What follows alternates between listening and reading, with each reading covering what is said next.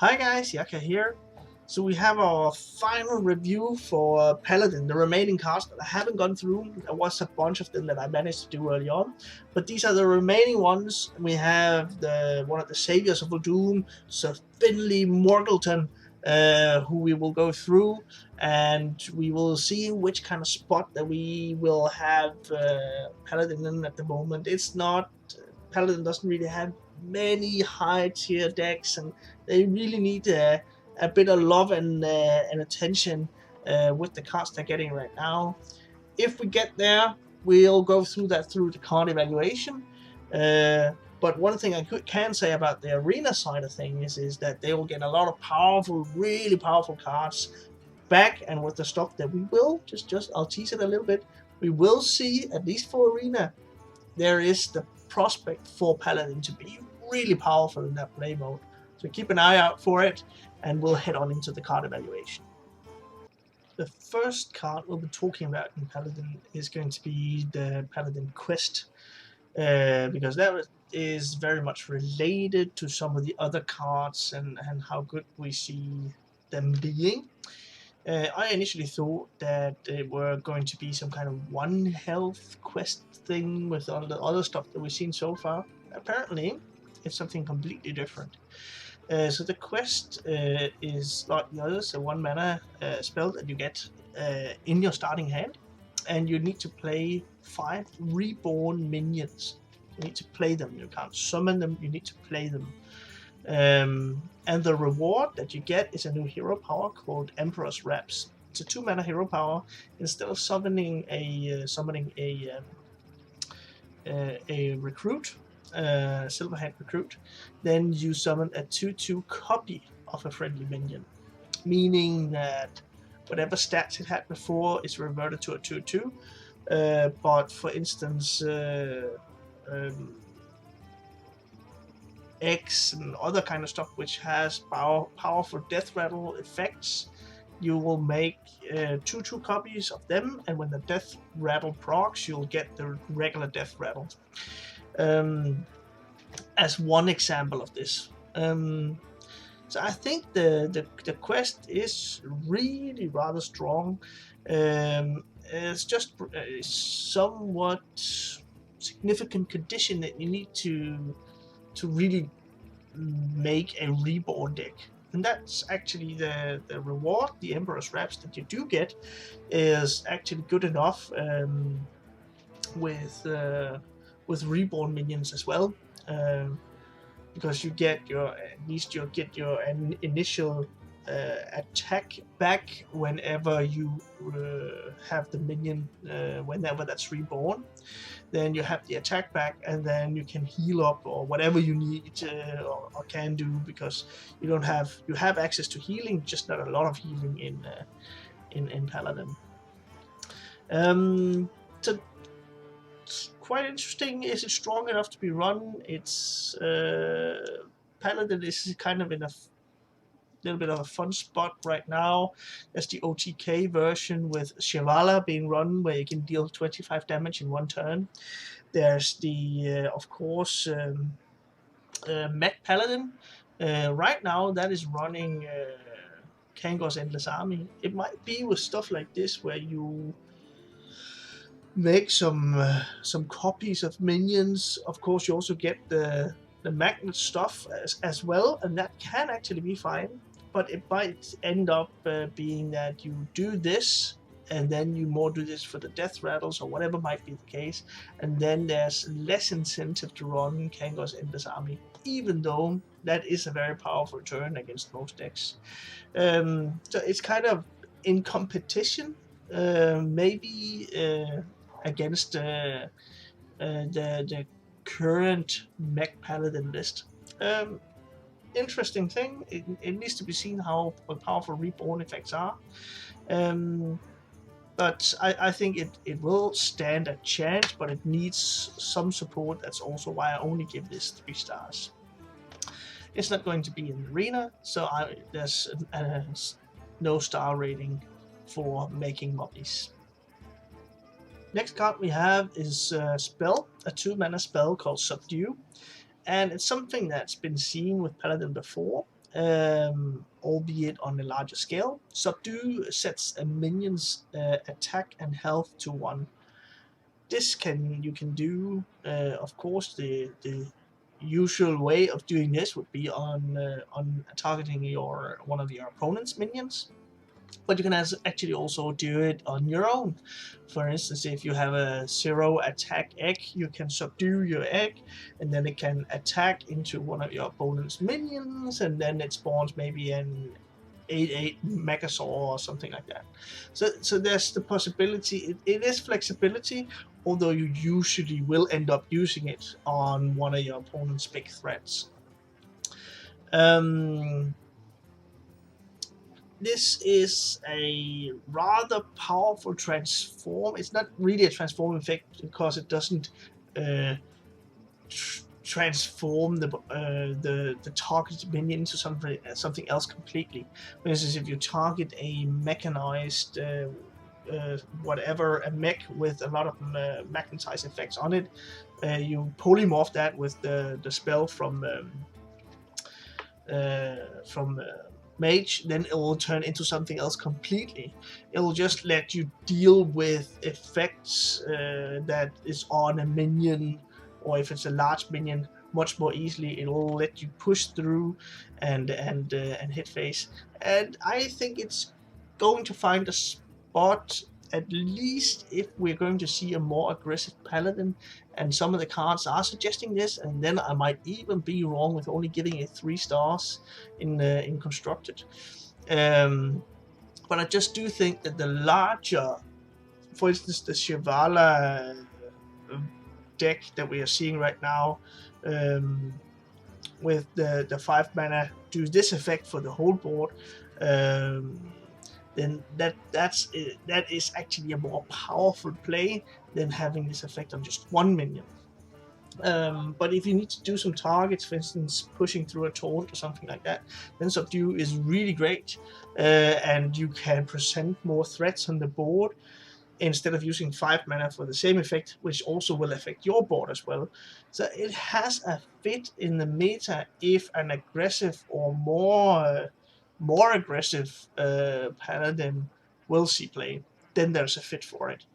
In Arena, where you are very board centric and you need to really focus a lot on the board, having essentially a 2 mana sap, a transform, something that lets you deal with your opponent's minion really efficiently, that's a very powerful play in Arena, in that play mode.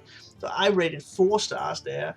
This is going to be something that you really want to draft in Arena. So there's no question about it. It's going to be even better there because it's so board centric. It's going to be so powerful to use Subdue as a way to push through whatever your opponent will try to put in the way of your minions flooding over them. So 4 stars in Arena, a perfect card for that play mode. Alright, we have the Ancestral Guardian. Ancestral Guardian is a 4 mana minion with a stat line of 4 and 2, and has Lifesteal, which whatever damage you deal with that minion, you heal your hero with the same amount, and Reborn. So when this is destroyed or killed by other minions or whatever might be the case, then it is reborn with 1 health left. So you could look at this as seeing like dealing 8 damage and healing for 8, which is actually kind of powerful. But it's really weak in health, and that is a real drawback for it.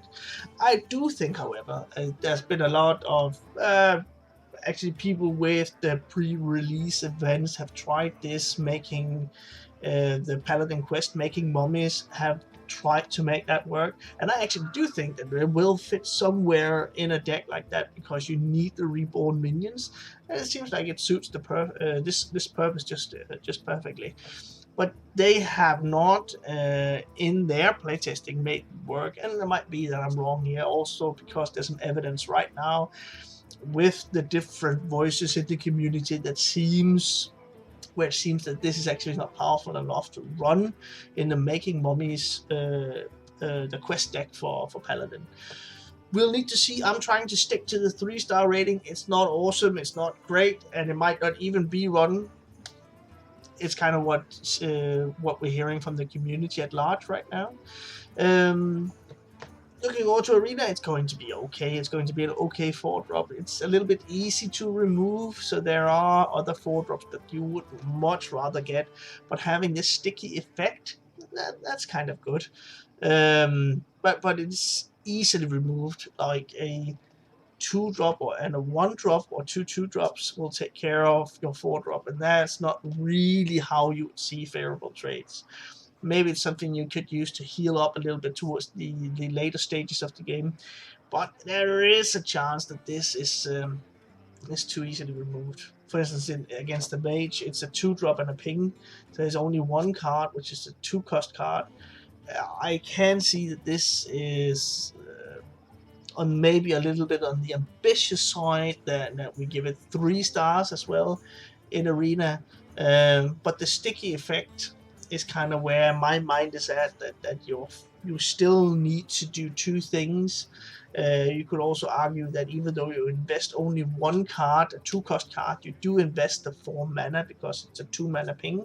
Whatever it's a rogue, rogue is actually the worst one because there's a carryover effect. So you only actually use 1 mana, but then maybe a druid or a mage, then you do invest the 4 mana in getting rid of this minion. So that's kind of on faith a little bit that I give it 3 stars in Arena. I think it'll be okay. We need to play with it, see how it works, and maybe I'm right, maybe I'm wrong. Time will tell. Next one up, we do have a very interesting card, Pharaohs Blessing. Pharaohs Blessing is a 6-mana spell, a buff spell, which is rather well known in Paladin. It gives a minion, the minion that you target with the spell, gives that minion +4 attack and +4 health, plus Divine Shield, plus Taunt. So the buff effect of giving a minion +4/+4, that's a King's Blessing, which is a +4/+4 for 4 mana. So for 2 additional mana, you get Divine Shield and Taunt. And then the question is that good enough? And for Constructed, I don't think so. I rated 2 stars in Constructed. So I think it's something that is too easily removed with all the answers that you do have. There's some redeeming effect that you also get a taunt with this. But there you can just choose, your opponent might choose to run silences, a single target removal against it from certain classes. So a 6 mana investment in a minion that you need to have to make sure that it's already there on the board in order to get the Divine Shield, to get that really efficient trade. So you put this down and then you do a trade, and then Divine Shield comes off, dealing a lot of damage to a minion on your opponent's side. That is somewhat difficult to do. And then if it's in an aggressive deck, investing 6 mana in trying to do this, that's a really heavy investment, as opposed to maybe just running King's Blessing. So if we look over to Arena, this is going to be completely insane. I think this is going to be a really great Arena card. This is going to be one of the reasons that you really want to keep Paladins off the board or on the board. What you really need to remember playing against Paladins in the Arena is that turn 6 is a really dangerous turn for your opponent if it's a Paladin to do something completely insane.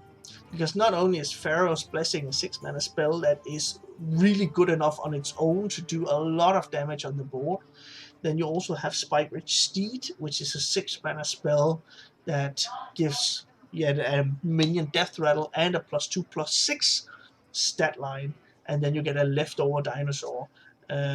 So those 2 spells together all alarm bells should be ringing if your opponent is a paladin and is on the board for turn 6.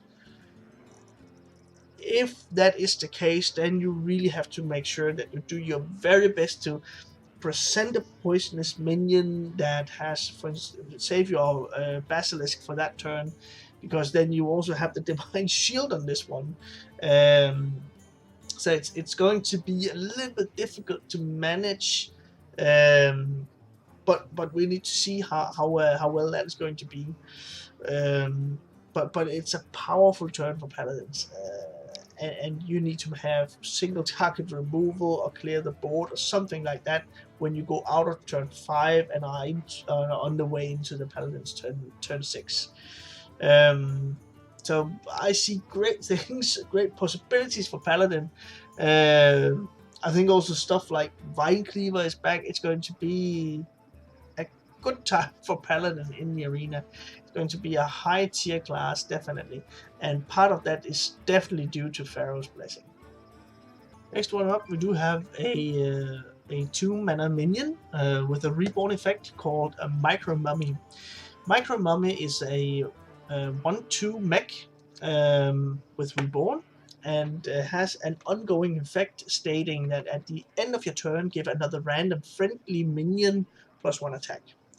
So this is kind of the Sword Master, this 2-mana 1/3 stat line, where it also buffs one of your minions, and that has not really seen a lot of play. But the MicroMami, being a reborn minion, is somewhat sticky. So if there is a deck somewhere where you can, or an idea that you want to run, maybe an aggressive paladin, also running the quest, then this is definitely a solid curve play. To dropping the quest on 1, a MicroMami on 2, and then start to spiral the board out of control with small minions that you just present. And then this is an ongoing buff effect. That can be something that is really powerful, but it needs to be tightly connected the way I see it. That's the way I evaluated MicroMami. Tightly connected to the Paladin quest making mummies. If that's going to take off, MicroMami will find a spot in the meta. If not, then it will fall short, and therefore I kind of rate it the same way as the quest. These are tied together the way I see it, so 3 stars in constructed. If we look over to the arena, then affecting your own board in a positive way is definitely good, and having a reborn minion is also good, so I think it's going to be an okay. I'm kind of a little bit the stat line of the minion. Had it been a 2-mana 2/2, it would have been a completely different story. It might have been too much. It might have been something that they tested and found too impactful for a 2-mana minion.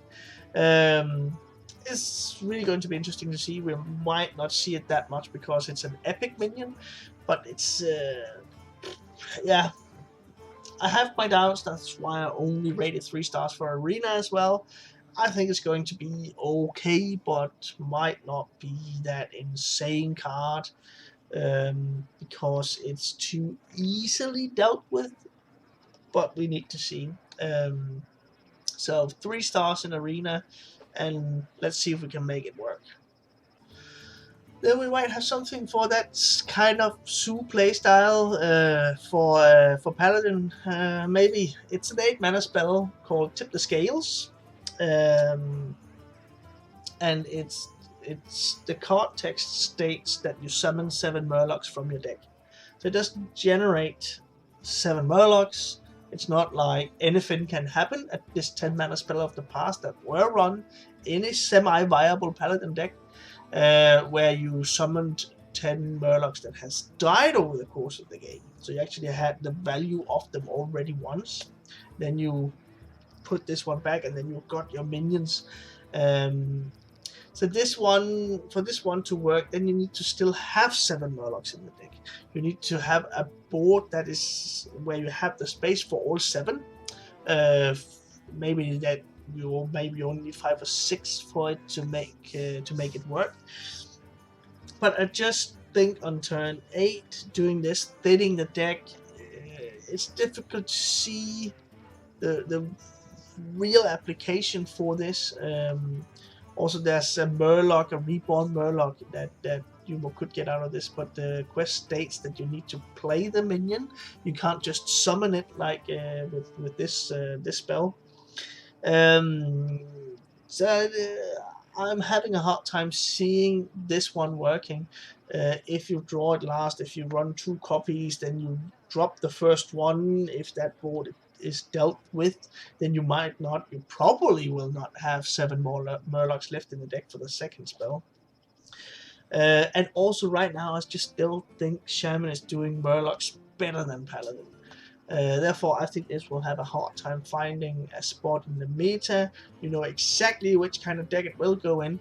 I just think that deck is going to be wanting for enough power to actually make an impact in the meta. So I only rate it 2 stars. It's a cool card. It's something that could be potentially viable, where you cheat out a lot of stuff and you target a specific thing that you draw and play. That's usually powerful. I just think it falls short in this case. In Arena, this is just going to be awful. You're not going to get that many Murlocs, and you probably don't want to go for it. I don't see any way that this is going to be viable in the Arena. Don't ever pick it. It's 8 mana for summoning 1, maybe 2 cards if you're that lucky to have that many Murlocs in your deck and you haven't drawn them yet, which you usually, with the Murlocs that is in the game, are usually quite low in mana cost, so therefore you actually usually want to have them in the starting hand and want to mulligan for them. So I think tip the scales. I know tip the scales will be very bad in Arena, and hopefully you won't ever see it in any of your drafts. That's my hope for you guys.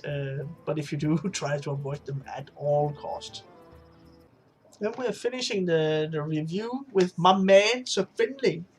So Finley of the Sands, our good Murloc from the League of Explorers, the only talking Murloc that we have in the game. What he does is that, like all the other League of Explorers, all the other saviors of Uldum, you need to run a no duplicates deck. And I tried to browse over, just finishing that one off. You need to run a no duplicates deck, and if you do that, you have a deck with no duplicates, you discover an upgraded hero power. Essentially, if you don't know that, I'll mention a few. The Druid one gets you 2 attack instead of 1 attack and 2 armor, so it's double up on both. The Warrior gives you 4 armor, and you also violate the class, so you can discover an upgraded hero power from other classes, essentially replacing your recruit's hero power with an upgraded one from the same or other classes. And the Paladin one is that you summon 2. Sorry, I was saying that you summon 2 recruits. That's not true. You summon a 2/2 instead, the way I remember it. It's been a while since I've seen the upgraded hero powers. And that's not one that was really focused a lot upon. The Warlock one is where you still use 2 mana to draw a card, but it doesn't affect your health total. Stuff like this. Mage pings for 2 damage instead of 1. So it's kind of the double effect for most of the cards, for most of the hero powers. But I only rate this 2 stars, as you can see down there. It's something I went through the collection that would be available for us at this point in time. The way I see Sir Finley, if he's going to be run with the mana cost and then the plan to get a new hero power, then it probably, the way I see it, the best fit for him would be in a a deck which is going to be a little bit aggressive and running no duplicates in a rather aggressive deck, then you really need some really powerful 1 and 2 drops. And I don't think the pool available, not for Paladin at all, they're not going to be good. But in general, for the class and also for the neutral class that we have in rotation at the moment, are not strong enough to warrant such a thing. But there could be something, but I think it needs more support. I think upgraded hero powers are really powerful. And I really would like to see Sir Finley work. I hope that I'm proven wrong, that Sir Finley is actually going to be a firm, stable card in a very high tier deck. I just don't see it with the stuff that I've browsed through so far, running a no singletons deck. It might be that we need to look at a different place altogether. So it's more of a control Paladin, and he's just early game the only of few early game drops that you do run in the deck, and then you hope to get like a control hero power instead, like armoring up or whatever might be the case. But I still think this will struggle against other decks which do this more consistently. But upgraded hero powers are great, definitely. And we need to see if I'm wrong for constructed. Looking over to Arena, you're not going to see legendaries all that much. And you probably won't run Sir Finley for the battle cry. Sure, you can go for it. If you do go for it and you do end up having this work, great. But be careful about that hurting the value of your Arena deck. But other than that, if you just disregard his legendary, it's a 2 mana 2/3. That's a solid stat line. You don't mind running 2 mana 2/3s. So if the other legendaries are not really working for you, you have too many high cost cards wherever he's bucketed with the other legendaries, he's a fine, completely fine 2-drop. Even if you disregard the battle cry, that's perfectly fine. Then he's just a solid drop on turn 2. So in Arena, he's okay. In Constructed, he does not have enough support at the moment, the way I see it. Alright guys, so that was it. That was the remaining cards for Paladin. So it seems like they are going to be in a they don't really get that much help in the constructed side, but in Arena it's going to be really fun to play Paladin. So if you are looking to get your Paladin groove on, then it might be that you need to head a little bit more into Arena than constructed at the moment. We need to see. There might be this aggressive deck for Paladin out there. I don't know. I don't really see it, but it's a huge community of us, and we'll see what the next expansion has in store for us once we have all the great minds at work, and we'll see what they can drive out of the cards that we have available for us at the moment.